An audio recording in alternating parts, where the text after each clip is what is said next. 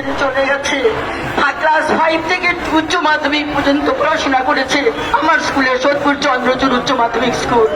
ওর বাড়ি ছিল নাটাগড়, সোদপুর নাটাগড়। আজকে যেদিন শুনেছি, শোনার পর আমি সারা রাত ঘুমাতে পারিনি। কত স্নেহে ওকে আমরা লালিত পালিত করেছি, কত মিষ্টি ভাষী ছিল, কত স্বল্প ভাষী ছিল, কত সুন্দর, সবসময় পড়াশোনা করতো, এত ভালো মেয়ে ছিল, পৃথিবী ছেড়ে চলে গেল। আজকে আমরা সবাই মিলে যে ওর পাশে দাঁড়িয়েছি, এটাই ওর বড় পাওয়া।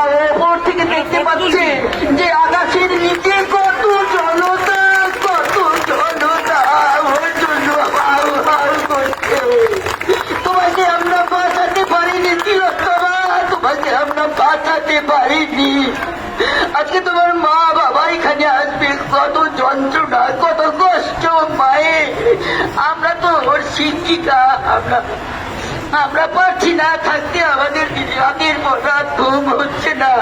আজকে কি করে বাঁচবে ওর মা, কি করে বাঁচবে ওর প্রেমিক ছেলেটি, কোন তমসায় হাঁটছে, কি করে ওর এই ভ্যালেন্টাইন ডে ও পালন করবে, কোন তমসায়, কি করে? মাগো, তুই কত কষ্ট পেয়েছিস, তুই কত কষ্ট পেয়েছিস, কত ডেকেছিস, তোর টিচারদের ডেকেছিস, মাকে ডেকেছিস, বন্ধু বান্ধবকে ডেকেছিস, কেউ সাড়া দেয়নি, কেউ শুনতে পায়নি, সবাই শুনতে পেয়েছে। চলে গেছিস মা।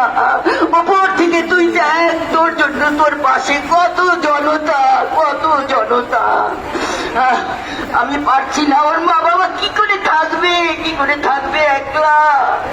ওর মা বাবার তো কেউ নেই, আমরা কতদিন থাকবো ওর মা বাবার পাশে? আমি পারছি না। এই মেয়েটিকে ক্লাস 5 10 বছর বয়স থেকে আমরা 18 বছর বয়স পর্যন্ত লালিত পালিত আমরা করেছি। আমরা তো ওর সেকেন্ড মা। আমরা সব সময় দেখেছি ও পড়াশোনা নিয়েই থাকতো। আমার বাড়ি দমদম বেদিয়াপাড়া, আমার বাড়ি, আমার স্কুল সোদপুর চন্দ্রচূড় উচ্চ মাধ্যমিক স্কুল।